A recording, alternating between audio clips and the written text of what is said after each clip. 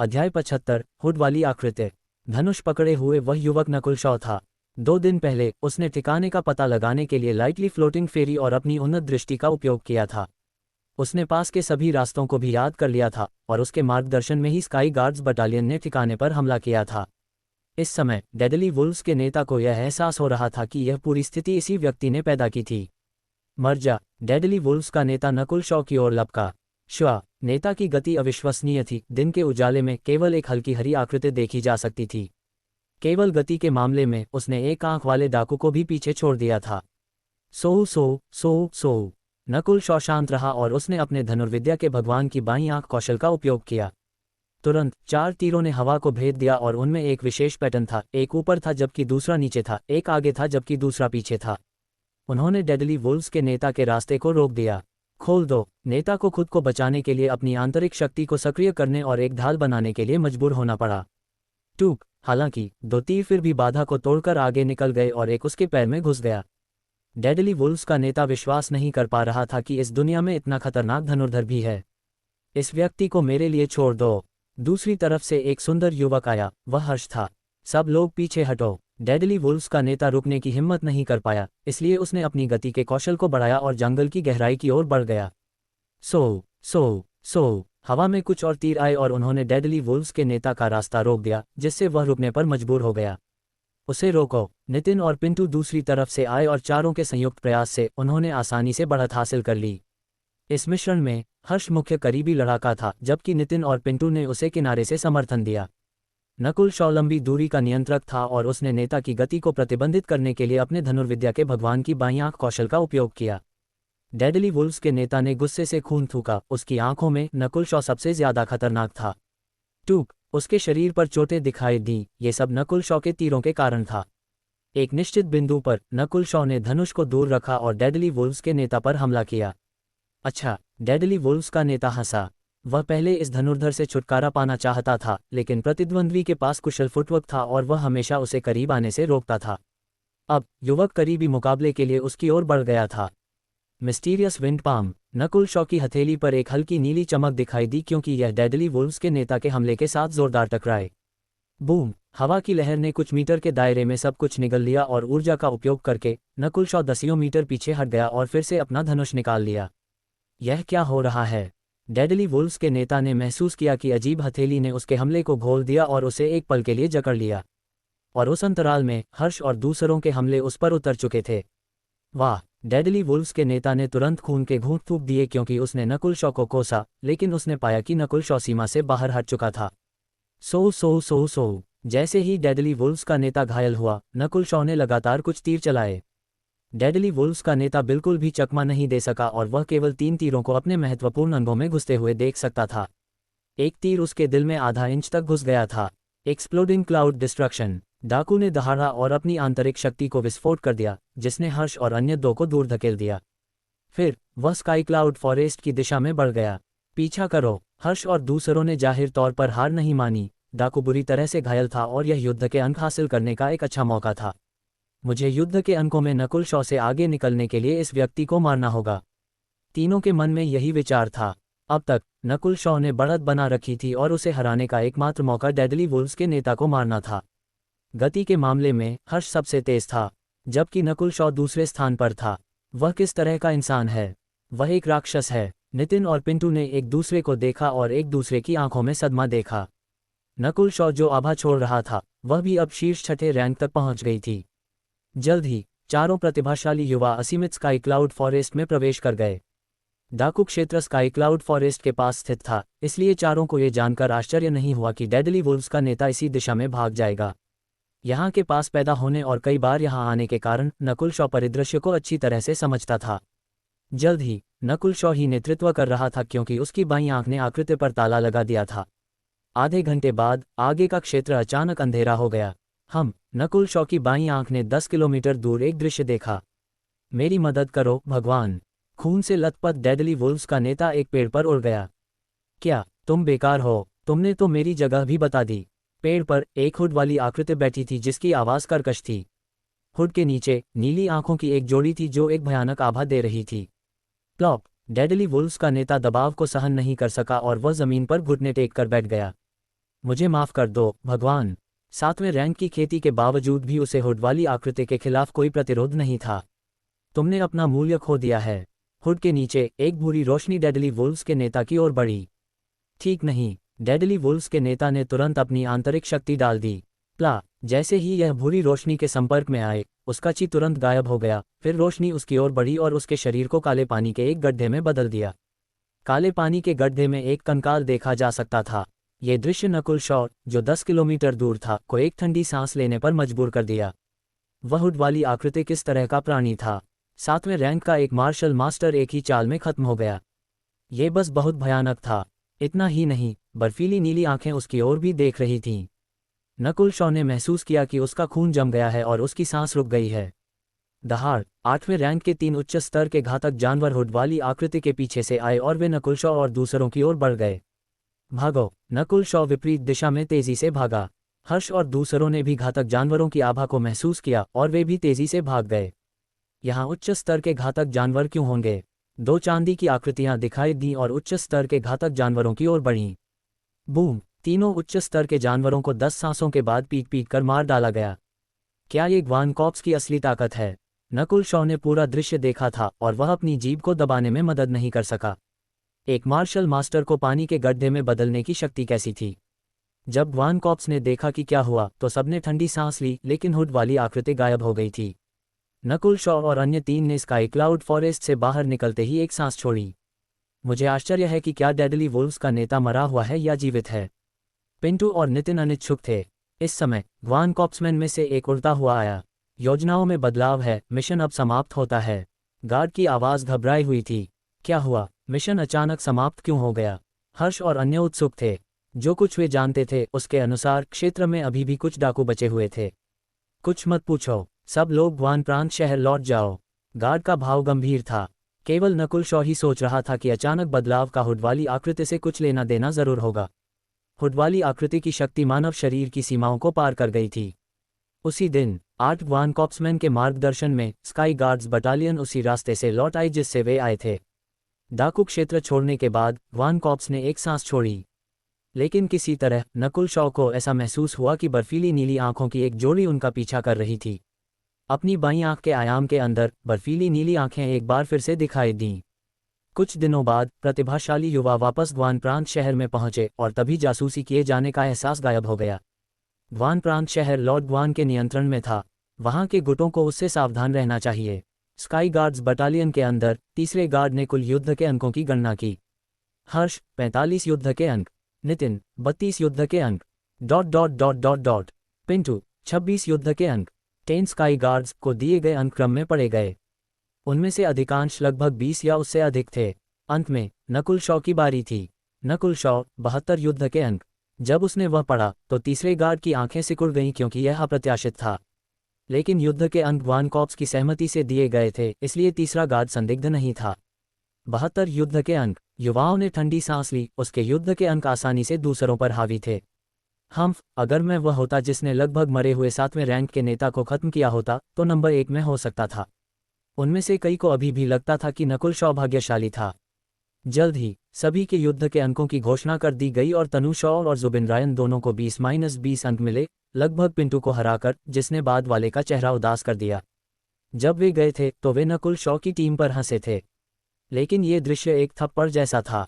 नकुल शॉ, शीर्ष युद्ध अंकों वाला व्यक्ति होने के नाते तुम्हें एक अतिरिक्त इनाम मिलता है। तीसरे गार्ड ने नकुल शॉ को छोड़कर बाकी सबको बाहर निकाल दिया। अध्याय 76। 2 विकल्प, एक अतिरिक्त इनाम। नकुल शॉ की सांसें तेज हो गईं। क्या मैं तीसरे गार्ड से पूछ सकता हूं कि इनाम क्या है? पहला विकल्प 100 अतिरिक्त युद्ध अंक है और दूसरा यह है कि तुम्हारे सभी युद्ध अंक रद्द कर दिए जाएंगे, लेकिन तुम्हें एक पवित्र मार्शल आर्ट मिलेगा, आदमी ने कहा। 100 युद्ध अंक? क्या पवित्र मार्शल आर्ट? पहला विकल्प नकुल शॉ को बहुत ज्यादा आइटम दे सकता था क्योंकि 10 अंकों के बदले में पहले ही एक शीर्ष रैंक की मार्शल आर्ट मिल सकती थी। लेकिन दूसरा विकल्प एक पवित्र मार्शल आर्ट था। कोई आश्चर्य नहीं कि ग्वान पैलेस सबसे मजबूत गुटों में से एक था। ये पवित्र मार्शल आर्ट को आसानी से निकाल सकता था। जाहिर है, मैं सुझाव देता हूं कि तुम पहला इनाम चुनो क्योंकि तुम उन अंकों का उपयोग कई और आइटम पाने के लिए कर सकते हो। जहां तक पवित्र मार्शल आर्ट्स की बात है, वे 7वें रैंक से नीचे वालों के लिए प्रशिक्षण के लिए बहुत मुश्किल हैं, यहां तक कि कुछ 9वें रैंक वाले भी उन्हें सीख नहीं पाते हैं, तीसरे गार्ड ने सुझाव दिया। नकुल शॉ गहरी सोच में पड़ गया। उसके सामने खड़ा यह आदमी ग्वान कॉप्समैन में तीसरे स्थान पर था और वह लॉर्ड ग्वान के दाहिने हाथ वाले आदमियों में से एक था, इसलिए उसका निर्णय आमतौर पर तार्किक था। अगर वह पहला विकल्प चुनता तो नकुल शॉ को 100 और युद्ध अंक मिल सकते थे और वह उन्हें एक अर्ध पवित्र मार्शल आर्ट और कुछ खेती के संसाधनों के लिए बदल सकता था, जबकि अगर वह दूसरा विकल्प चुनता तो उसके सभी युद्ध अंक रद्द हो जाते। अगर वह पवित्र मार्शल आर्ट चुनता तो उसे एक बड़ा जोखिम उठाना पड़ता, क्योंकि अगर वह इसे प्रशिक्षित नहीं कर पाता तो ये बर्बाद हो जाएगा। तार्किक रूप से सोचने पर पहला विकल्प बेहतर था, लेकिन यह एक पवित्र मार्शल आर्ट था। मार्शल पथ को पार करने और पौराणिक पवित्र मार्शल पथ में प्रवेश करने का एक मौका। नकुल शॉ ने एक गहरी सांस ली, उसके लिए फैसला करना मुश्किल था। ओह हाँ, मैं तुम्हें बताना भूल गया था कि ग्वान पैलेस के नियमों में से एक ये कहता है कि 7वें रैंक से नीचे वाले पवित्र मार्शल आर्ट नहीं चुन सकते हैं। मैं तुम्हें फैसला करने के लिए 7 और दिन दे सकता हूँ, ग्वान कॉप्समैन ने अचानक जोड़ा। मार्शल पथ का 7वां रैंक। नकुल शॉ ने सिर हिलाया, फिर भाग्य को फैसला करने दो। मिशन के दौरान उसकी खेती शीर्ष 6ठे रैंक तक पहुंच गई थी। 7 दिन। अगर वह 7वें रैंक में प्रवेश कर गया तो नकुल शॉ दूसरा विकल्प चुनेगा। अगर वह नहीं कर सका तो वह केवल पहला चुन सकता था। अपना फैसला करने के बाद नकुल शॉ जल्दी से अपने लकड़ी के कमरे में लौट आया। मिशन के बाद कई युवा ट्रेजरी हॉल में गए ताकि वे अपने युद्ध के अंकों को मार्शल आर्ट्स, संसाधनों और हथियारों के लिए बदल सकें। केवल नकुल शॉ ही अपने लकड़ी के कमरे के अंदर रहा। उस दिन दोपहर में तनु शॉ और जुबिन रायन खुशी से लौटे। तनु शॉ ने एक शीर्ष रैंक की मार्शल आर्ट और कई खेती के संसाधन चुने थे। हर्ष और नितिन दोनों ने अपने अधिकांश अंकों को खेती के संसाधनों के लिए बदल दिया, जबकि नितिन ने अपने सभी अंकों को संसाधनों और गोलियों के लिए बदल दिया। हा, ये दुर्लभ 1000 साल की आग, घास और खून की ताकत की गोली मुझे 7वें रैंक में प्रवेश करने में मदद करेगी। मैं इस बार निश्चित रूप से सफल होऊंगा। नितिन अपनी लकड़ी के कमरे में पैर मोड़कर बैठा था, उसका चेहरा उत्साह से भरा हुआ था। 1000 साल की आग घास अन्य 1000 साल के पौधों की तुलना में कहीं ज्यादा कीमती थी, क्योंकि इसमें दूसरों की तुलना में ज्यादा ऊर्जा थी।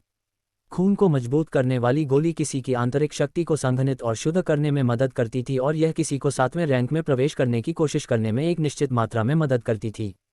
उस दिन से स्काई गार्ड्स बटालियन के सभी युवाओं ने खेती करना शुरू कर दिया। सिर्फ उसी रात में ही कई युवा 5वें और 6ठे रैंक तक पहुंच गए थे। दूसरा दिन, तीसरा दिन, कुछ युवाओं में नाटकीय रूप से सुधार हुआ। तीसरे दिन नितिन के कमरे से एक शक्तिशाली आभा बाहर निकली और स्काई गार्ड्स बटालियन के युवा आहें भरे बिना नहीं रह सके। हे भगवान, क्या नितिन 7वें रैंक तक पहुंच गया है? युवाओं के भाव बदल गए। उसी समय अन्य लकड़ी के कमरों में भी एक हलचल थी। चौथा दिन, 5वां दिन, युवा के बाद युवा खेती से बाहर आए। भाई नितिन सिर्फ 17 साल का है और पहले से ही 7वें रैंक पर है, सच में एक प्रतिभाशाली युवा है। हा, मुझे अब हर्ष के चेहरे को नहीं देखना पड़ेगा, मैं जो चाहूं वह कर सकता हूं। नितिन चला और उसने पास वालों की आंखों में सतर्कता और सम्मान महसूस किया। इस समय पिंटू चला आया। मार्शल मास्टर रैंक में प्रवेश करने के लिए भाई नितिन को बधाई। पिंटू ने भी कुछ सुधार किया था, वह शीर्ष 6ठे रैंक तक पहुंच गया था, 7वें से बस एक कदम दूर। कुछ शब्द बदलकर पिंटू ने नितिन को एक तरफ खींचा और धीमी आवाज में कुछ कहा। ओह, नितिन ने यह सुनने के बाद 10वें लकड़ी के कमरे को स्कैन किया।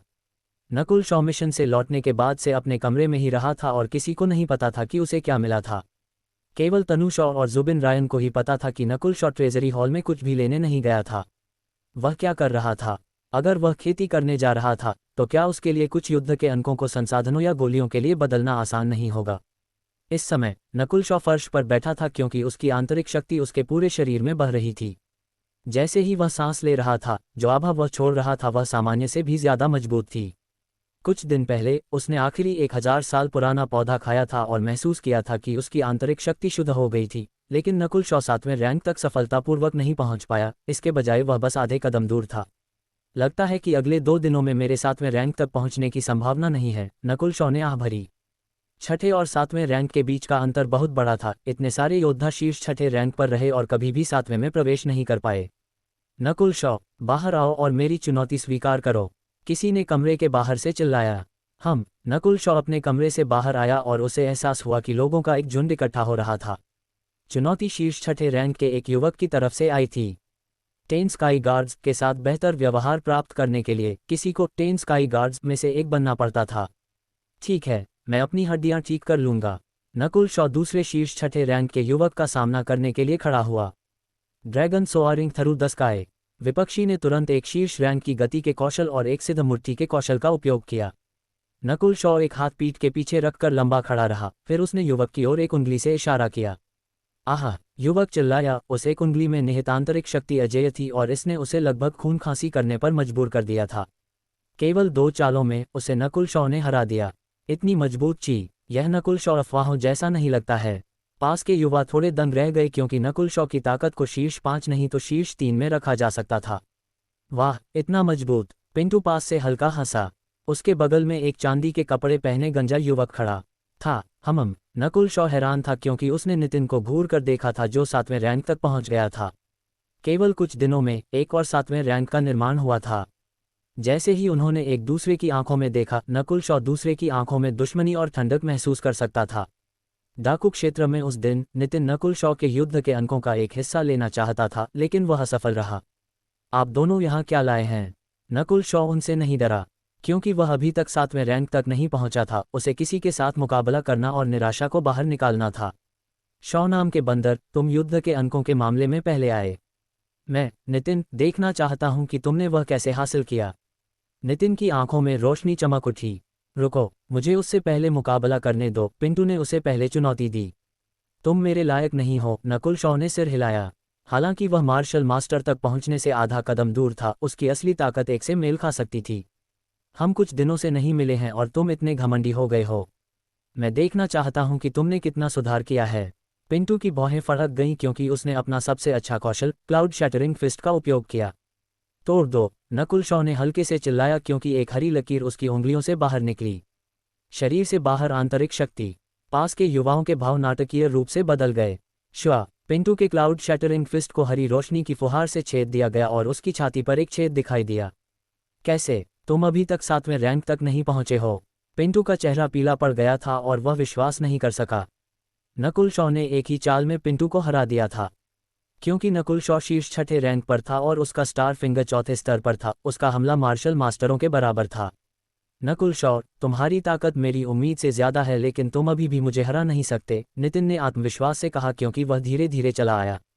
7वें रैंक तक पहुंचने के बाद उसकी आंतरिक शक्ति की मात्रा और गुणवत्ता दोनों में वृद्धि हुई थी। कोई भी आकस्मिक कार्य गहरा लगता था। बेकार की बातों को बंद करो, अगर तुम लड़ना चाहते हो तो जल्दी करो, नकुल शॉ ने कहा। अच्छा अच्छा अच्छा।